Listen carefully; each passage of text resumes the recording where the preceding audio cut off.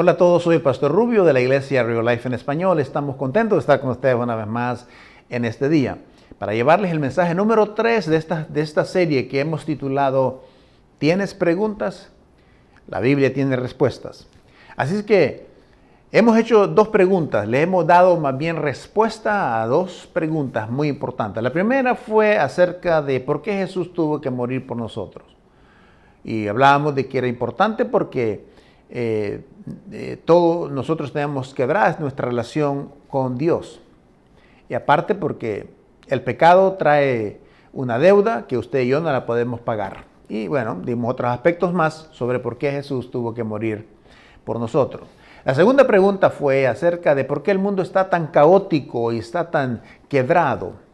Hablábamos la semana pasada de que cuando el pecado entró, se quebró nuestra relación con los demás, se quebró nuestra relación con la naturaleza, con nosotros mismos y con Dios, obviamente.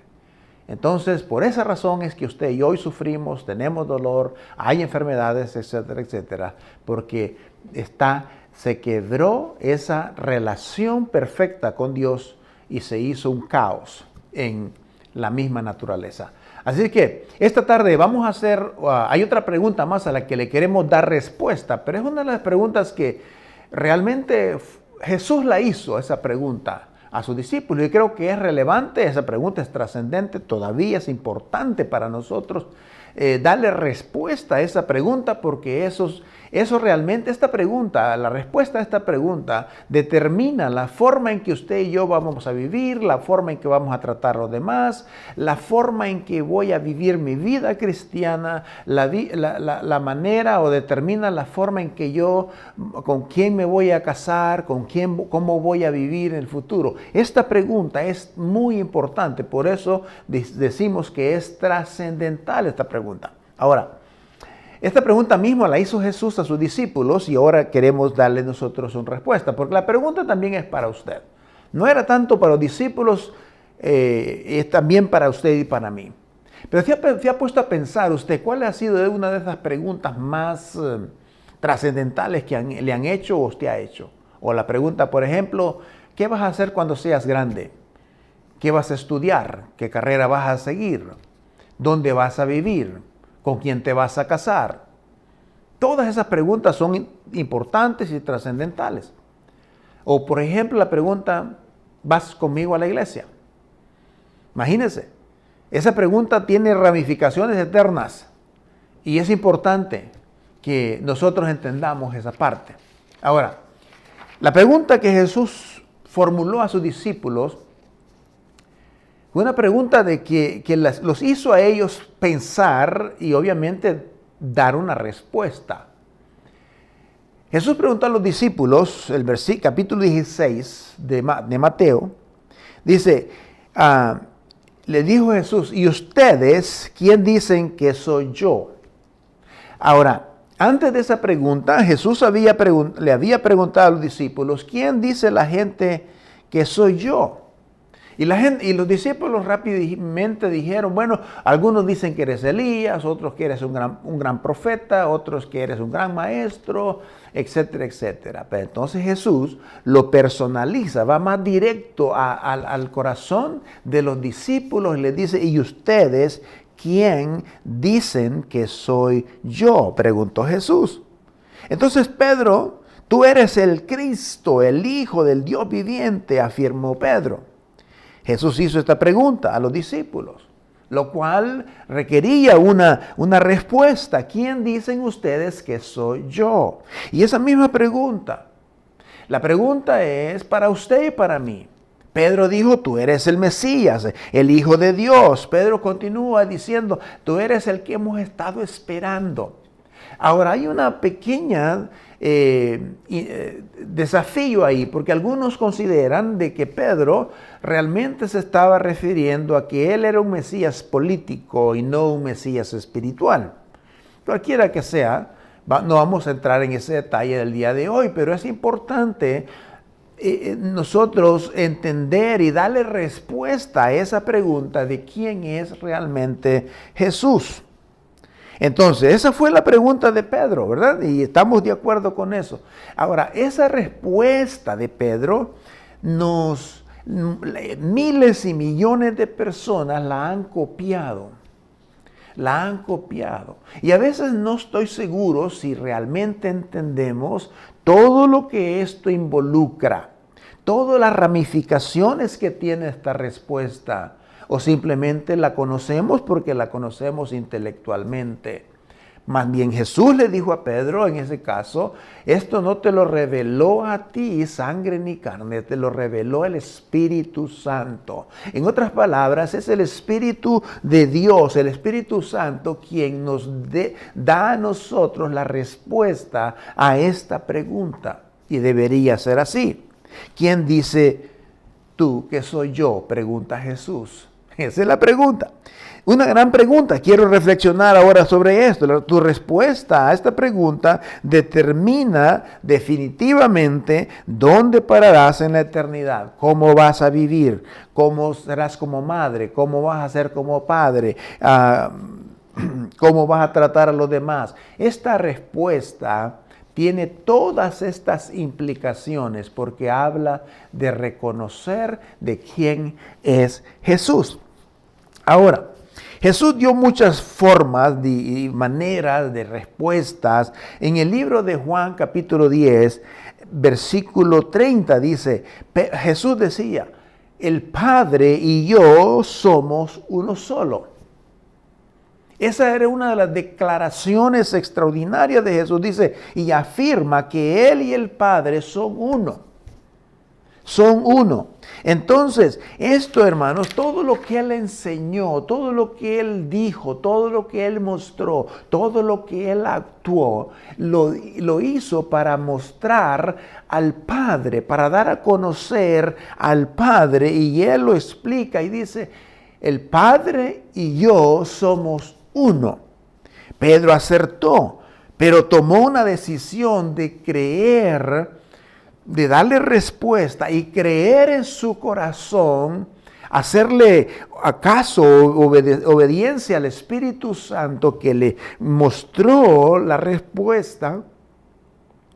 Y de esa forma Pedro tomó una decisión de apartarse de la opinión de muchas personas y dar una de las respuestas, de tomar una decisión. Dice, tú eres el Hijo, el Mesías, el ungido del Dios viviente.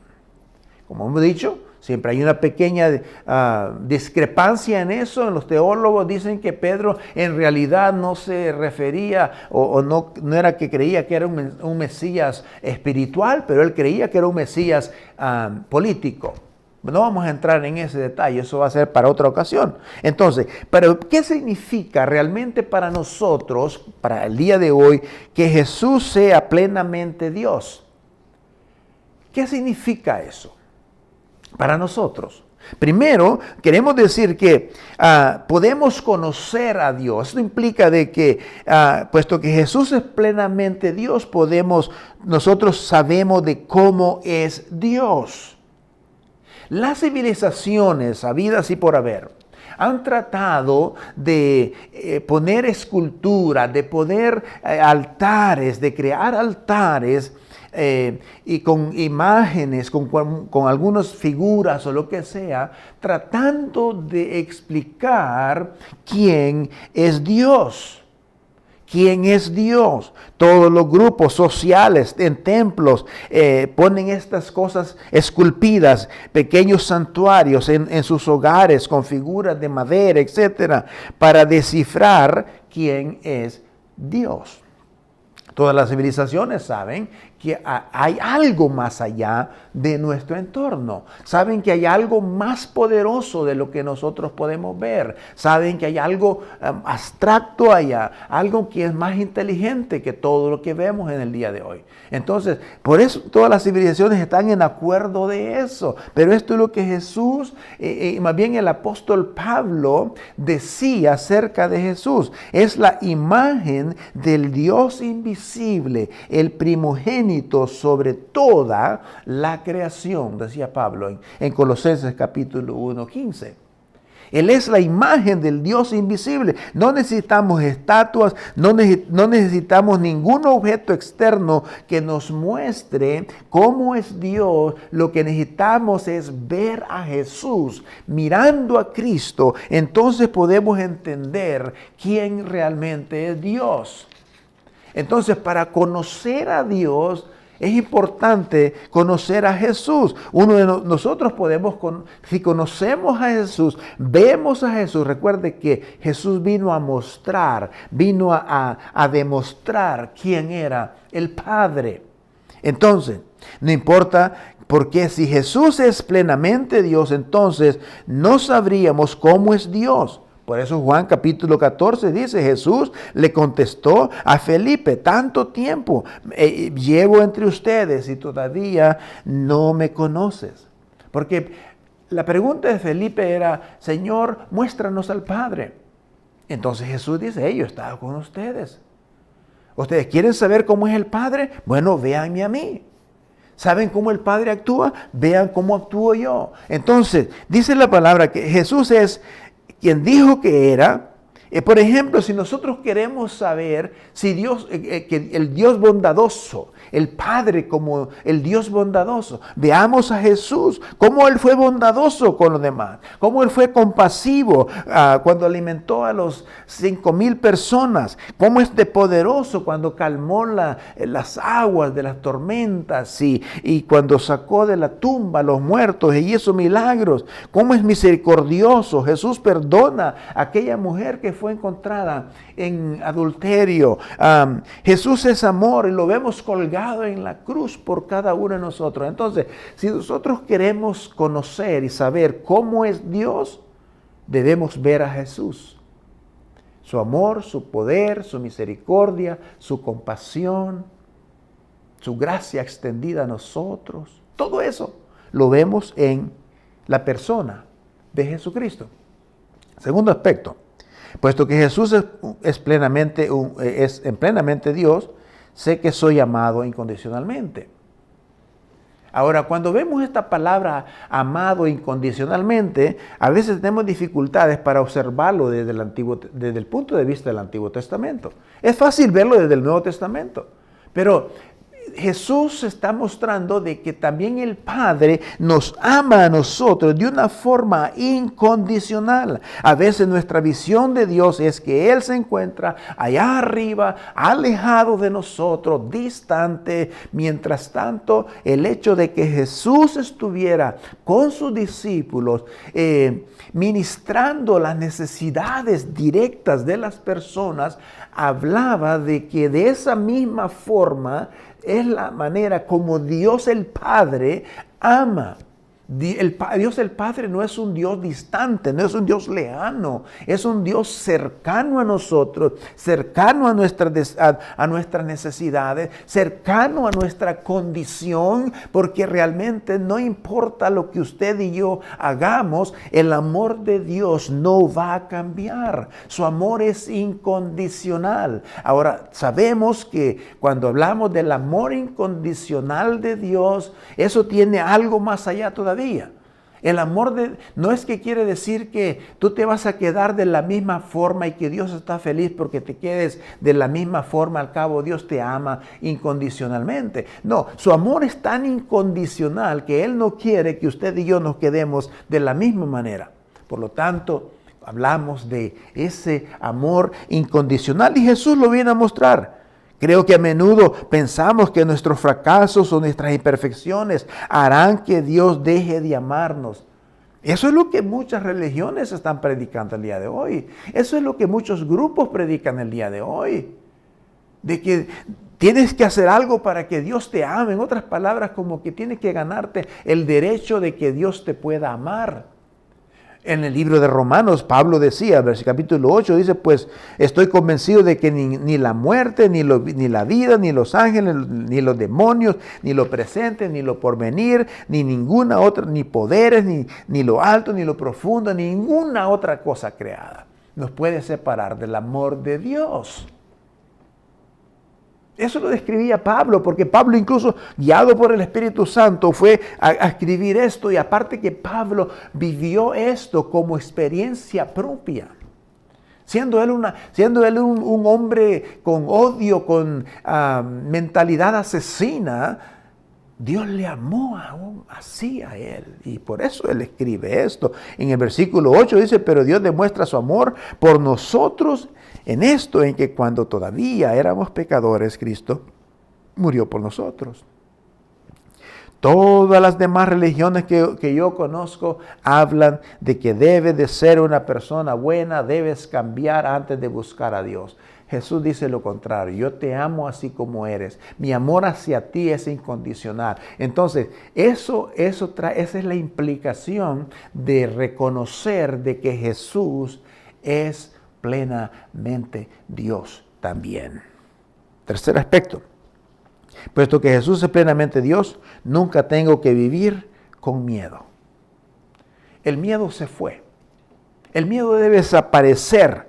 Nunca vivas con miedo. Hay muchas cosas que debemos tener. Tenemos miedo, muchos de nosotros. Por ejemplo, muchos de nosotros tenemos una lista de cosas que tenemos temor de. Por ejemplo, de perder el empleo. Es uno de los temores.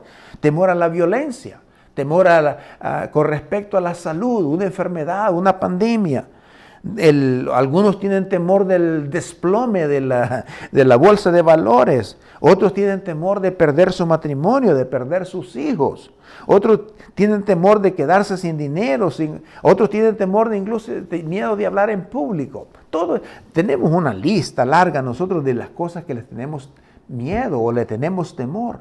Pero una de las cosas es, ¿a qué le temes tú? ¿A qué le tienes temor? Ahora, a lo mejor dicho es temerle a Dios, más bien es no temerle a Dios, porque Dios siempre ha sido pro ser humano. Dios no está ahí buscando a ver a quién hace lo malo para darle un garrotazo en la cabeza. Ese no es el tipo de Dios que presenta la Escritura. Si Jesús es Dios, hay una frase que es muy importante, es que Dios... uno de los atributos de Dios es que Dios es omnisciente. Él está en todos lados. Más bien sabe todo. Y es omnipresente. Él está en todos lados. Entonces, es importante entender de que nosotros podemos entender de que nunca debo de vivir en temor o tenerle miedo al Señor. A veces nosotros tenemos miedo al rechazo.